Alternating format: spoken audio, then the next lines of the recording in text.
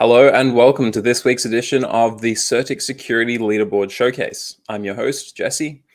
In this showcase, I host a project for a live AMA where we discuss their work with CertiK, the Security Leaderboard, and we throw in some questions submitted by you, the viewers.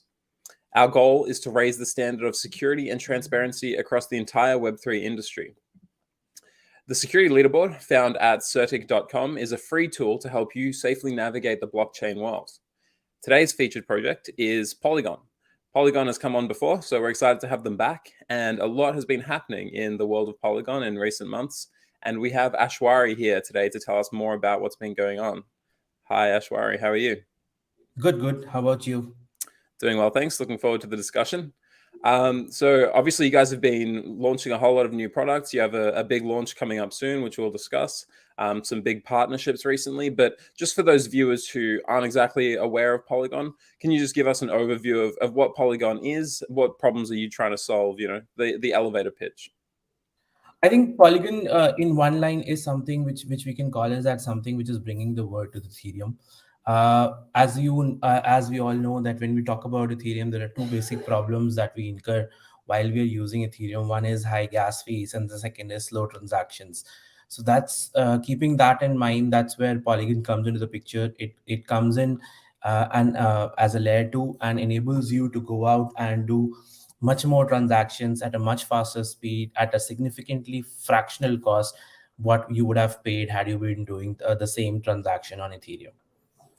Got it. So faster transactions, cheaper transactions. That explains a lot of the growth you've been having recently. I think there's been a real demand for that, especially gas fees and congestion on the Ethereum base layer got so bad in 2021 that I think people were looking for an alternative, and Polygon jumped in to provide that. So can you tell us more about your partnership with Starbucks for its Odyssey Rewards program and any other partnerships that that you guys have been working on lately? I think there are multiple partnerships that are happening with Polygon, and one of the biggest reasons or one of the biggest things that people say today is Polygon is bringing the word to Ethereum.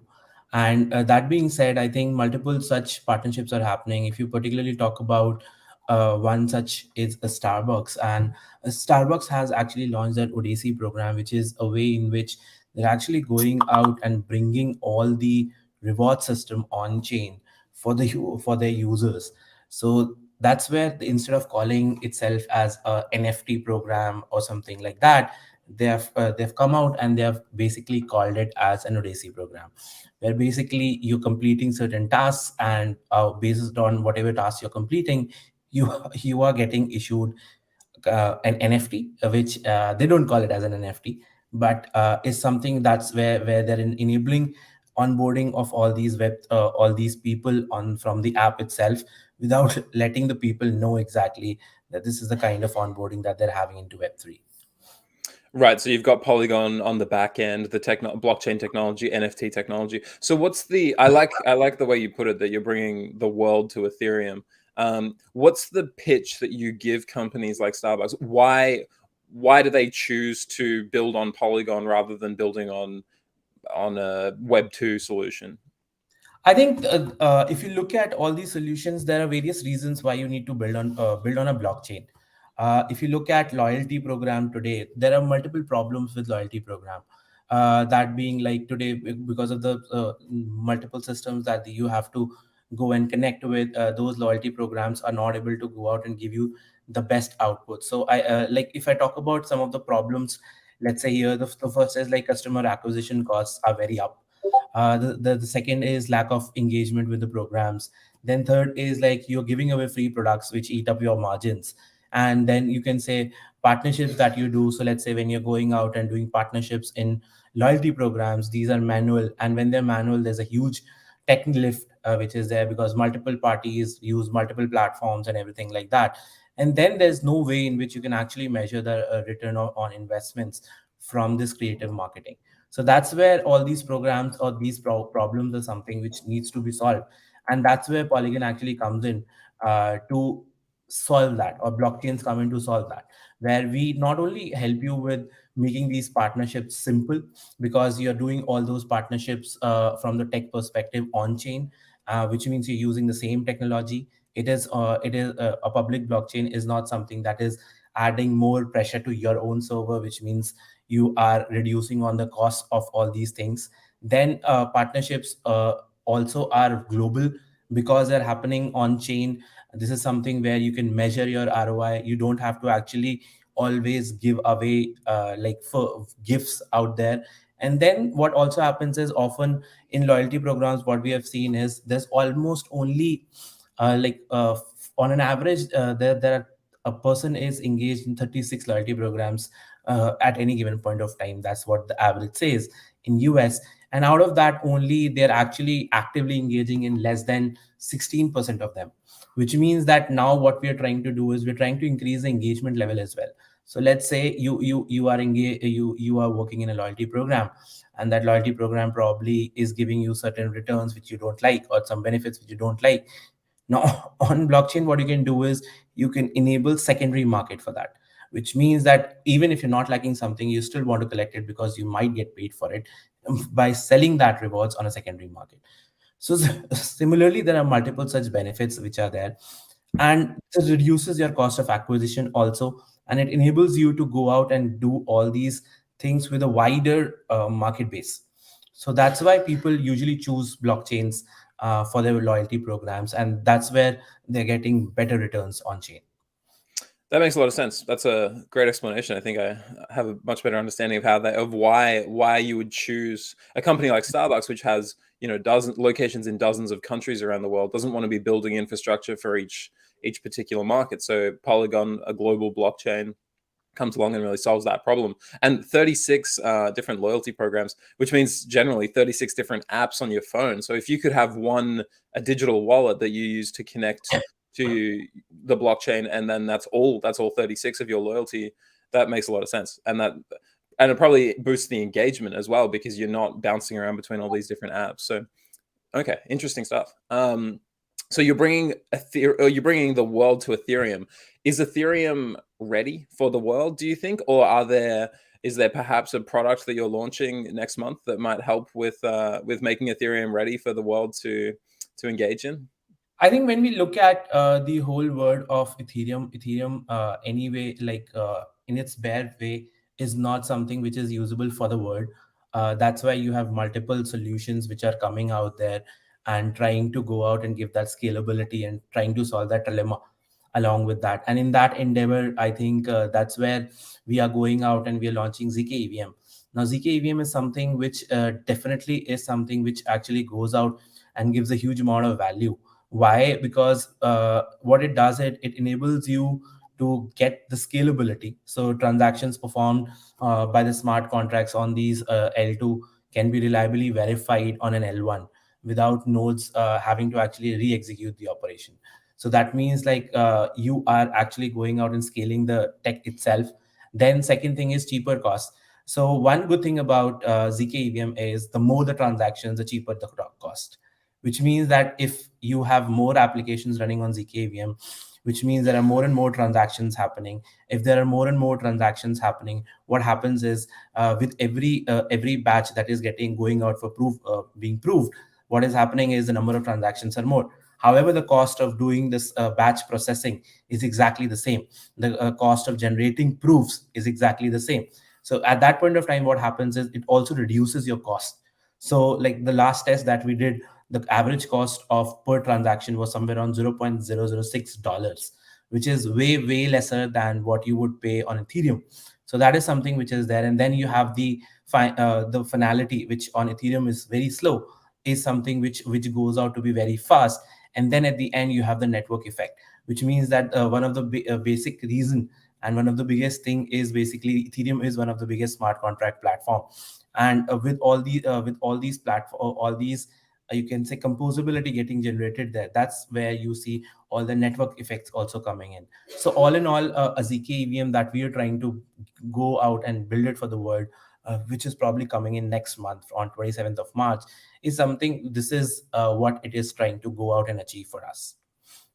It's a big launch, and for anyone who's not aware, ZK EVM, correct me if I'm wrong, zero knowledge Ethereum virtual machine. So does that also mean that it's smart contracts, Ethereum smart contracts will run perfectly on the ZK EVM without any tooling, or do they need a bit of tweaking to be compatible with the zero knowledge approach? I think it's equivalent. So that means like basically, if you look at Ethereum, so anything that can run on Ethereum is something that can run on ZK EVM.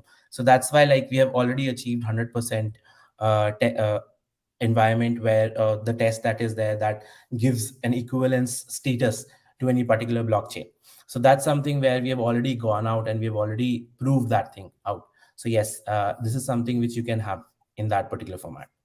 And interesting that the cost is sort of shared among all the transactions in a batch, and the more transactions, the cheaper the cost. Is that because the zero knowledge computations are hardware intensive, and you need expensive hardware to do those computations, or what's the main cost there?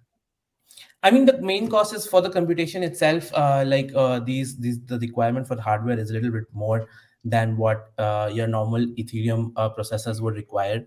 So that is something which is there, and it also depends a little bit on the type of you can say ZK EVM that people are building. So if you look at today, I think more than 200 or something teams are building on ZK, building their ZK tech. And as per Masari, I think there are 4 types that are basically there. So if you look at type 1, so type 1 is basically fully EVM equivalent, which is like the 100% of the EVM infrastructure can be used by the rollup. And then you have type 2 where we are close to EVM, but not quite Ethereum equivalent, because modifications are done to basically simply increase the speed or do some other work, like the way the proof generation is done and something like that. So these kinds of infrastructure also are something which adds to the cost. So if these kinds of things, so if you a type 4 is something where it's not at all compatible, like for example ZK Sync and Starknet. So these have their own languages, so they have their own languages. So what will happen is, because of that, usually it complies into something which is not friendly to EVM. So there, that is completely different. So it also depends upon the infrastructure and the technology that you're actually going out and using. Got it. Okay. Yeah, it makes a lot of sense. So prioritizing compatibility where possible, like as much as possible, using the same language and everything, but obviously making some tweaks that will increase scalability, which is the ultimate goal, I guess. Yeah. Great to hear that launch is coming up in a little over a month. The mainnet beta, I think you have a test net out currently. But it'll be great for people to be able to play around with that themselves. So what does Polygon's more long-term roadmap look like? What are the goals that are driving the short-term success that you're having? You know, these launches and these new product releases. What's your vision? I think if you look at Polygon's vision, the biggest vision is so it's very simple. Like when you look at a Web2 company, and let's say you are a new provider and you're going to a Web2 company, maybe a Web2 giant, and you're saying, "Hey, listen, this we have this one solution." And what you do is, if you want to go out and use our solution, you have to modify the way in which you work in order for you to actually go out and adopt our technology. Now, when you say that kind of a language, or you use those kinds of a word, it becomes really difficult for someone to actually go out and say, "Hey, we are ready to adopt to everything that you are going out and doing," until unless it's very, very profitable for you. So that's where Polygon actually wins hands down. We do not actually go to a company and say, "You know what, we have this one solution and you have to customize yourself according to that." What we actually go out and say is, "Hey, we understand what your business needs are, and based on whatever your business needs are, we probably have a solution which can actually go out and help you out there." And that's one of the biggest reasons why a lot of people and a lot of solutions are able to go out and build on Polygon. So even if, like, for example, let's say if someone wants to go out and someone wants to create a solution which is on a shared network, well, you have a public server which is out there, which is Polygon POS, or you have like the ZKVM that is coming in, Miden and Zero that are under development. Then let's say someone says, "Hey, listen, I don't feel like launching my solution onto a chain architecture, which is not having a dedicated server." So that's where you can have Polygon Edge or Supernets, which are actually helping you in that particular sense, where it is enabling you to have your own app chain. And let's say that there are governments, there are bigger institutions which do not want to give away the public control over the chain.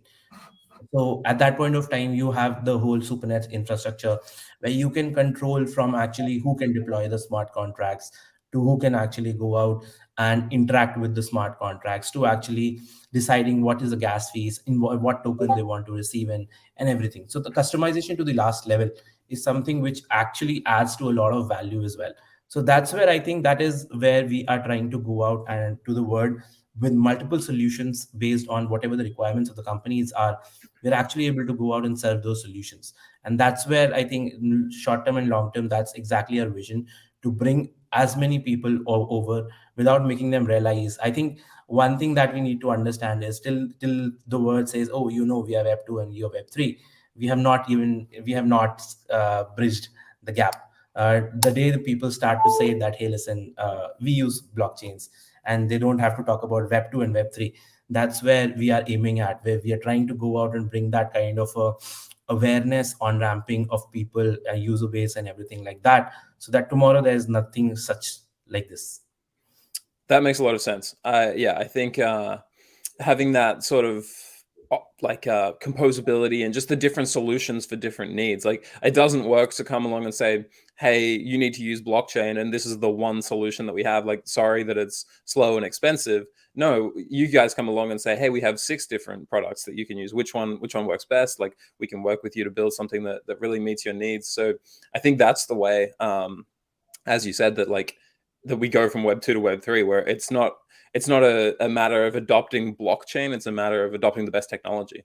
And there are a lot of areas where blockchain technology wins out, which you've mentioned. So moving on to a bit of a broader question. So last year was a tough year for a lot of people, for organizations collapsing that we didn't think would collapse, and investors who lost money in those incidents. How do you see, but then, so there was obviously so much good work happening alongside that as well, which Polygon has been a big part of. So how do you see the state of the industry currently? Are we heading in the right direction? Have we learned the lessons that we need to learn from last year? Yeah. What are some of your thoughts on the state of the industry? I think personally, my thought is more towards we need to learn a lot more. I think the technology is still evolving. We see a lot of solutions actually going out and getting out. They're being built. A lot of such solutions, if you look in the L2 space as well, they're still being manifested. They're still not out there. That being said, I think crypto is an industry which is still not something which I would say is mature. It's far beyond being mature. And when that is there, a lot of companies and a lot of ideas will actually get fostered out. And a lot of those ideas, I mean, most of them will get failed. So and this kind of environment is not something that is actually going away. So I mean, we see a bull market. We see a point where we also feel like, what the hell is happening? I mean, why is this thing going up? It does not make sense and everything like that. And retail is like too much in that's where you call it as a top or something like that. So I think these kinds of cycles will still exist. But slowly and steadily, as people burn their hands, the next time they definitely would try to not go out and do the same mistake. I mean, that's what a logical human being should do. But I don't think like we have gone past, or we have assumed a maturity where we can definitely go out and say, oh, we will not make mistakes. I get you. Yeah. I think that sort of excitement and everything will be a natural part of crypto for a long time, and hopefully it doesn't go away. I hope it can be channeled into productive sort of endeavors. But cool. So how about you personally? What are you most excited about? What have you been dedicating your time to recently? I think my basic and most of the time that goes out is towards fintech and payments. Payments is an industry which still needs a lot of revolution. Reason being, the Swift and everything which was created 40 years back does not work. The infrastructure that is being used by Swift is something which is not something that needs to last long, because there's a huge amount of innovation that has already been done. And that is where I think that is one of the major streams where I see adoption and products coming out. I think this year as well, a lot of such products are being built, and I see a lot of such fintechs actually coming into play and adopting blockchain technology at the back end. So I think that's also one of the focus areas that I have, where I want to go out and have DeFi at the back end, but fintech still at the front end, because fintech is widely being used. You don't have to actually fight with too much of the UX, because people already like that. And at the back end, the efficiencies which are missing out on these fintechs, that is something that blockchains can build. So I think that is one of the biggest areas that I've been focusing on, along with implementation of ZK EVM with partners that probably will be launching with once the ZK EVM is live. Oh, good to hear. Good to hear. So I think you're right about the fintech putting blockchain on the back end, and then people have obviously shown that they're very comfortable using fintech applications and happy for the innovation and the new services that they provide. So if they can provide those services better by using blockchain on the back end, then great. We'll touch on security, then we'll get into a couple audience questions. A lot of excitement about the ZK EVM. We got a lot of questions about that, but in terms of security, how do you build in security from the ground up when you're launching a whole new product like ZK EVM? Does that differ from an application on Polygon? Yeah, like what's the overall security approach then?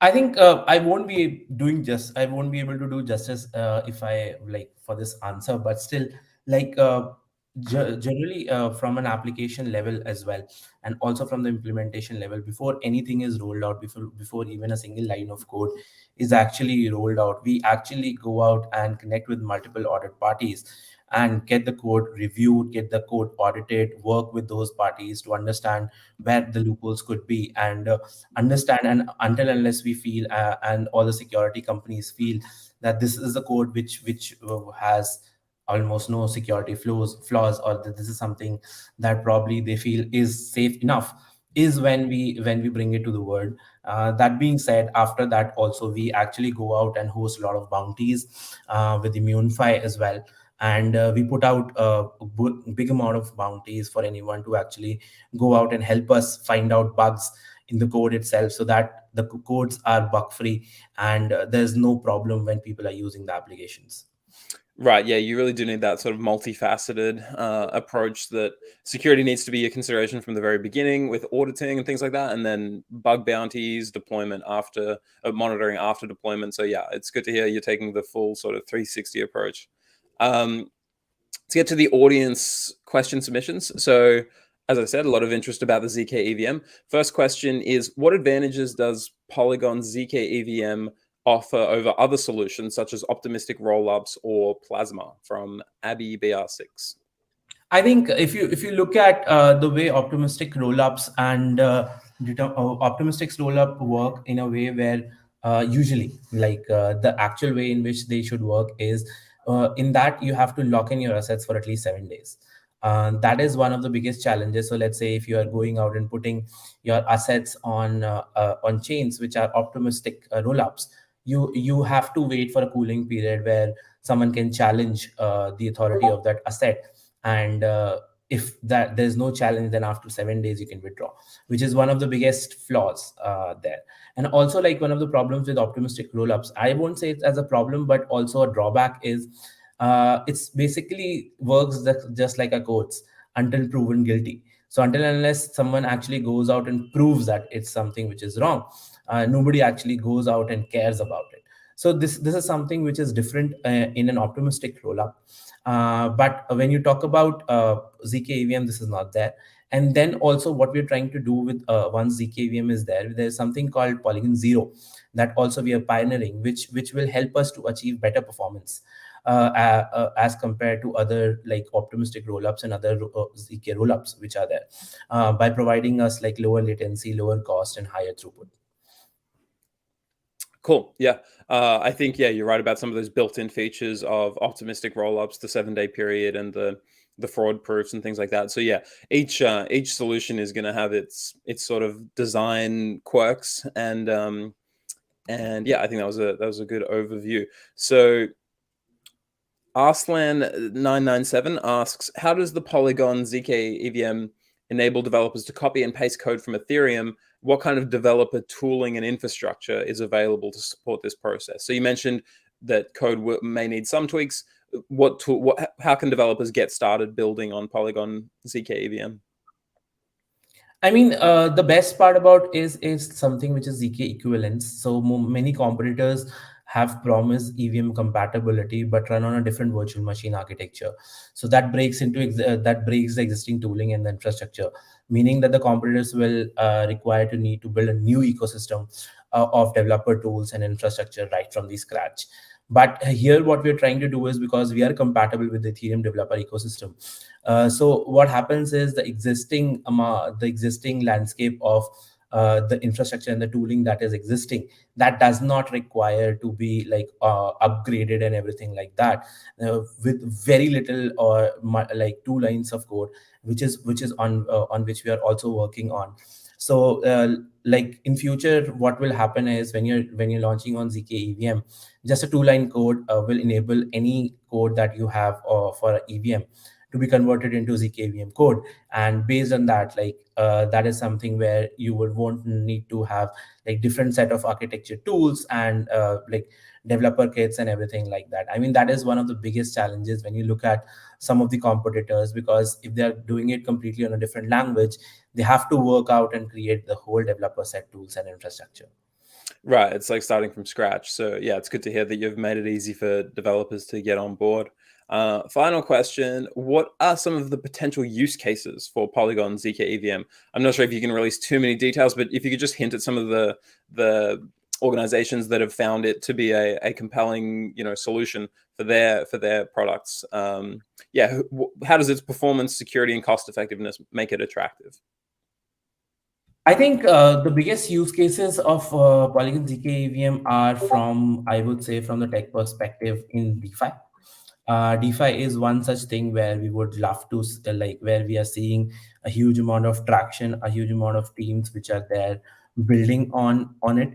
So that's something where we are going out, and that's the biggest use case of ZK EVM. The second is enterprise, because enterprises are looking to deploy their applications on a fast and a cheaper chain. So Polygon ZK EVM gives that to them. And then the gaming applications, because of the need for speed for settlement, like okay, need for speed. But yeah, the biggest problem with gaming is, like, with the TPS at which they operate, they need a chain which can give them a very fast settlement at a very cheaper rate. So that's, I think, these are the core audiences for us: DeFi, enterprise, and gaming. Polygon, Need for Speed. I'm looking forward to the movie, the first ever blockchain movie. Okay, great. Thank you, Ashwari. I have learned a whole lot about ZK EVM, and I hope our viewers have too. Looking forward to your launch, March 27th of next month. Yeah, just want to say thank you for coming on the show. Keep doing the great work. And if you have any final comments where people can find Polygon, any of that sort of thing, feel free. Yeah, I think thank you for hosting me here. Just on a leaving note, I think the word of blockchain is evolving. It's way like nobody can say we have evolved yet, but the space is evolving at a speed which is very good, because of the composability that a lot of things open that provide because of being open source. So sorry. So I think that's where I think a lot of people should be focusing on, like, what are the new use cases being built, what are the things that can be built on. There's not even 1% that has been built today. There's still a lot of scope for a lot of people who want to actually get into the Web3 space and build something out. For sure. Anyone who's interested should definitely get involved. And Polygon's making it easy for fast and cheap, Need for Speed. So thank you, Ashwari. We'll wrap this up. Looking forward to talking to you again in the future sometime. Thank you. Have a nice day.